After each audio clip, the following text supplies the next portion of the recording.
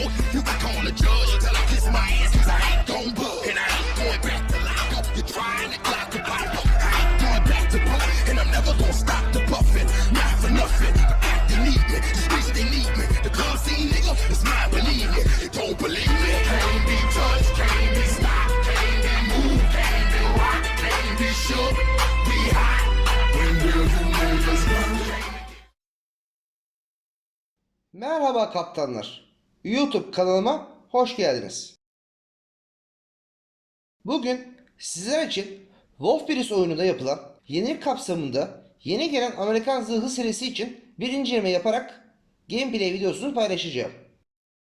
Bilindiği üzere Amerikan zırhları teknoloji ağacında tek sıraydı ve bu sıranın 10. seviyesi Montana'ydı. Gelen yenilikle teknoloji ağacı sırası 8. seviyeden itibaren ikiye ayrıldı. Bu videoda size anlatacağım gemiler 8. seviye Kansas ve 9. seviye Minnesota zırhlarıdır. İki zırhlı birbirine çok benzer oldukları için ikisinin incelemesini tek bölümde yapıp birer adet gameplay ile videomu sonlandıracağım. Çok ağır zırhlı olan bu iki gemi için sizlere 3 adet taktik vereceğim. Komutan yeteneklerinin seçimine baktığımızda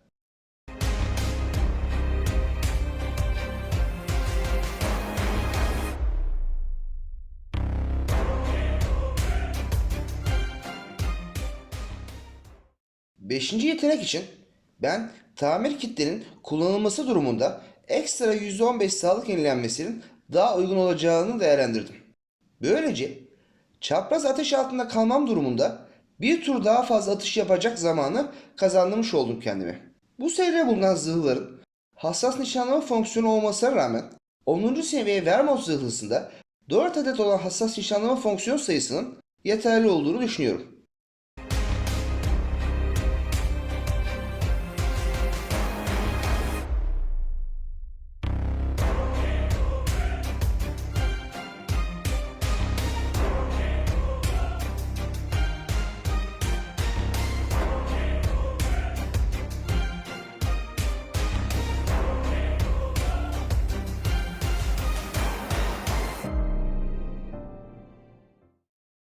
İkmallerin seçimine baktığımızda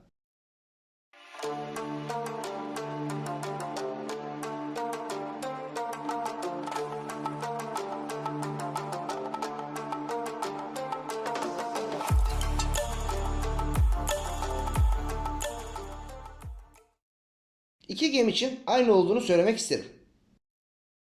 Donanımlının seçimine baktığımızda 8. seviye Kansas zırhlısı için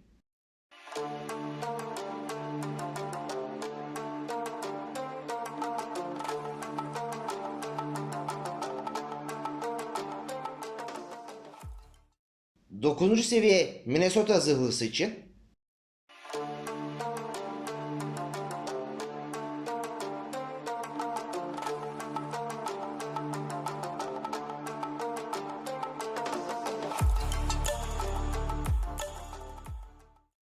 elit bonusunun seçimine baktığımızda 8. seviye Kansas zırhlısı için 9. seviye Minnesota zırhlısı için. Ben serbest deneyim puanı kullanarak Vermont zırhlısını hızlı açmak istemem sebebiyle %10 ekstra deneyim puanı getiren bonusu seçtim. Takviyeler kullanarak toplam 14 adet savaşla Vermont zırhlısı için gereken deneyim puanını toplamayı başardım. Sizlere tavsiyem Kansas zırhlısına yaptığım şekilde ana batarya menzilini %4 arttıran bonusu seçmenizdir. Bu zırhların savaş sınıflandırılması olarak orta mesafe ağır zırhlı olduklarını rahatlıkla söyleyebilirim. Taktiklere geçmeden önce genel olarak incelersek Kansas zırhlısı için sahip olduğu 51K sağlık puanı ile diğer ülkelerin 8 seviye zırhlarıyla çok yakın değerlere sahiptir. Wolf Bridge oyundaki en yavaş 8. seviye gemidir ve son hızı sadece 22,5 knot'tır. Zırh koruması olarak Alman zırhlarından sonra oyundaki en güçlü zırh korumasına sahip 8. seviye gemidir. Torpido hasarı düşürme oranlarına bakarsak diğer ülkelerin 8 seviye zırhlarından çok üstün olduğunu söyleyebilirim. Videolarımı dikkatli şekilde izleyenlerin fark ettiği bir husus olacaktır. Bu husus 8 seviye Kansas ve 9 seviye Minnesota zırhlarında 3. donanım olarak torpido hasarı düşürme yerine hava savunma fonksiyonlarının etkinliğini arttırmayı seçtim. Zaten gemimizin torpido hasarı düşürme oranı emsallerine göre çok yüksek. 406 mm kalibrelik 12 adet ana topuyla 8-10 km mesafeler içinde oyundaki en etkili zırhlıdır. AP mermilerin dericilik oranı Amerikalıların diğer serisinde 8 seviye olarak bulunan North Carolina'ya göre çok fazladır. Mermilerinin tekrar dolum süresi 29 saniyedir. En yavaş tekrar yükleme süresine sahip olmasına rağmen sahip olduğu hassas nişanlama fonksiyonuyla isabetli atışlar yapılması durumunda 10-12K hasar her turda rahatlıkla verilebilmektedir.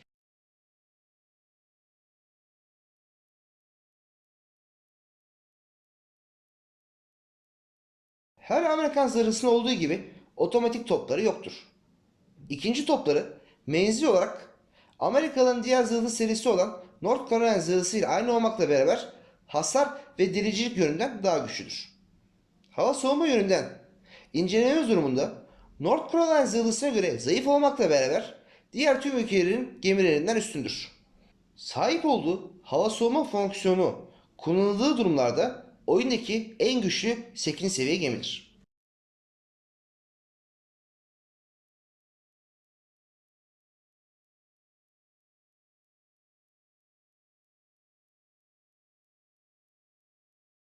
Minnesota zırhlısına genel olarak bakarsak 8 seviye Kansas zırhlısı ile çok benzer özelliklere sahip olduğunu, diğer ülkelerin 9. seviye zırhlarıyla hemen hemen aynı değerlere sahip olduğunu söyleyebilirim sizlere. Son olarak bu zırhların toplarının tekrar dolum süresinin çok uzun olması birçok kaptan için ürkütücü gelmektedir. Unutulmaması gereken husus ise diğer ülkelerin aynı seviye zırhlarında 8-9 adet ana top mevcutken sizde 12 top olduğudur. Değerli kaptanlar, taktiklere başlayalım. Birinci taktik olarak alan mermi dolum süresinin aşırı uzun olması sebebiyle atışlarınızı panik yapmadan çok iyi nişan alarak yapmanızdır. Aksi halde 1 dakikada en fazla 2 tur atış yapan bu ağır zırhların diğer zırhlarla mücadele etmesi çok zor olacaktır.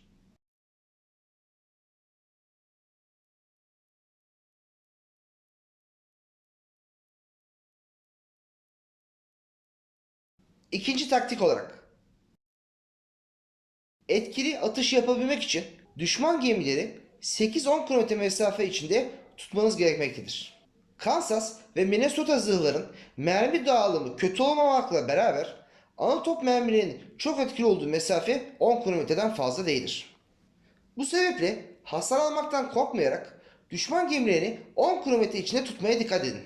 Eğer Japon, Rus, Alman ve Amerikalıların diğer seri zırhlarıyla 12-13 kilometre mesafelerden dogfight yapmanız durumunda kazanma ihtimaliniz çok düşük olacaktır. Üçüncü taktik olarak doğru şekilde konumlanma yapmanız gerekmektedir. Kansas ve Minnesota zırhları 22,5 knot sürate sahip oldukları için yavaş ve çok savunma ağırlıklı oynamanız durumunda 7 dakikalık savaş boyunca çok etkisiz kaldığınızı göreceksiniz. Dikkatsizce oynamanız durumunda ise muhripler tarafından kolay hedef olabilme ihtimaliniz artacaktır. Bu sebepler doğrultusunda ekibinizdeki zırhlara yakın konularak birlikten güç doğar ilkesiyle 10-12 km civarı mesafelerden etkili atışlar yapmanız gerekmektedir. Düşman gemilerin konumlarına göre ufak dümen değişiklikleriyle açınızı ufaltmanız daha az hasar almanızı sağlayacaktır. Bu konudaki önemli tavsiyem size aşırı dümen açısı kullanmadan dönüş yapmanızdır.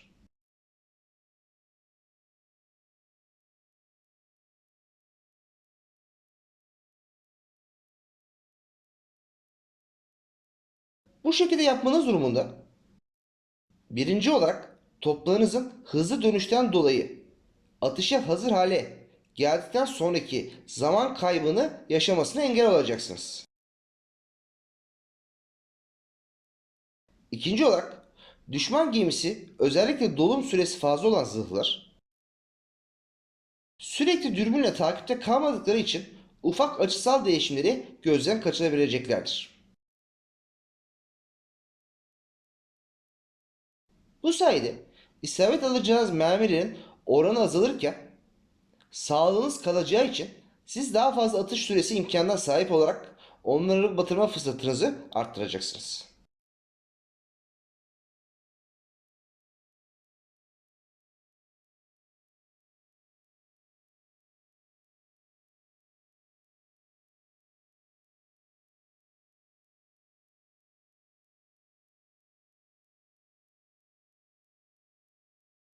Gameplay'lere geçmeden önce size oyunda en çok çıkan birkaç haritada konumlanma tavsiyelerimi göstermek istiyorum. Bu tavsiyeler genelleme olmakla beraber rakip takımdaki oyuncuların seviyeleri ve gemi tiplerine göre değişiklik göstereceğini unutmamalısınız. Karşılaşma haritası için doğru konumlanma örnekleri 1 ve 2 olarak sarı ile işaretlediğim yerler iken yanlış konumlanma örnekleri 3 ve 4 olarak kırmızı ile işaretlediğim yerlerdir. Tan yeri haritası için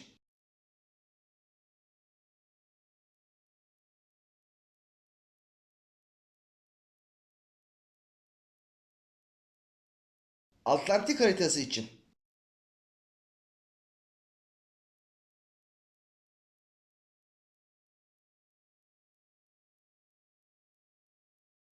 Kafes haritası için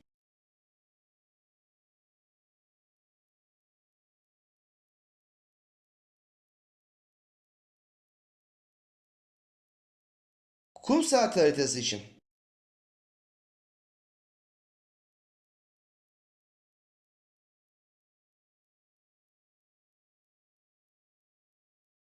Sığınak haritası için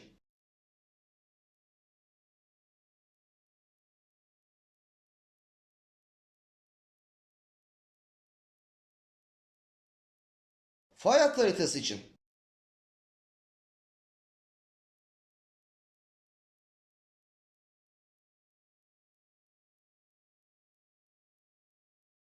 Perili sular haritası için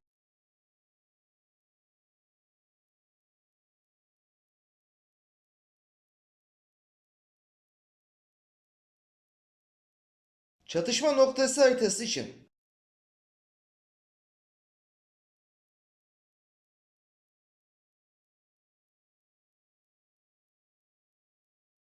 Çatallı mızrak haritası için doğru konumlanma örnekleri 1 ve 2 olarak sarı ile işaretlediğim yerler iken yanlış konumlanma örnekleri 3 ve 4 olarak kırmızı ile işaretlediğim yerlerdir. Gameplaylere geçmeden önce sizlere son bir tavsiye vermek istiyorum. Bu iki zırhın oyun tarzları Alman 8. ve 9. seviye zırhlarıyla çok benzerdir. Gameplay kısmını dikkatli ve tam olarak izlemeniz durumunda hareket etme tarzı olarak Alman zırhlarını az da olsa çözmüş olursunuz. Önce Kansas zırhlısıyla yaptığım bir savaşın gameplay'ini, mütakip olarak Minnesota zırhlısıyla gameplay videosu sizlerle olacaktır. Hadi savaşalım.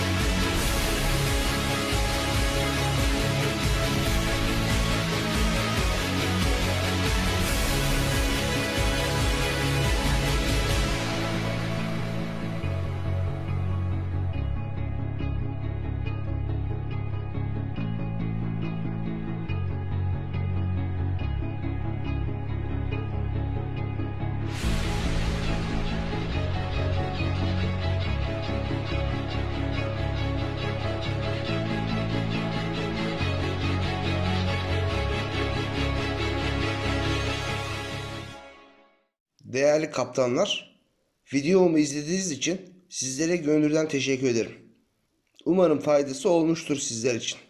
Yorumlarınızda istediğiniz gemileri yazarsanız, istekleriniz doğrultusunda sizlere yardımcı olacak şekilde yeni videoları paylaşacağım. 4 yıldır bu oyunu oynayan, 40.000 savaşa yaklaşan tecrübemle sizlere yardımcı olmak tek gayemdir. Bu kanal Tiyan Navy filosunun resmi kanalıdır. Para ve kar amacıyla kurulmamıştır. Tiyan Navy filosunu 24 Temmuz 2018 tarihinde 4 Türk arkadaşımla beraber kurarken Türklerden oluşan bir filoyduk. Şimdi ise dünyanın her yerinden kaptanları bünyesinde bulunduran uluslararası bir filoyuz. Kanalımıza üye olarak bizlere destek olabilirsiniz. Hepinizi sevgi ve saygıyla selamlıyorum.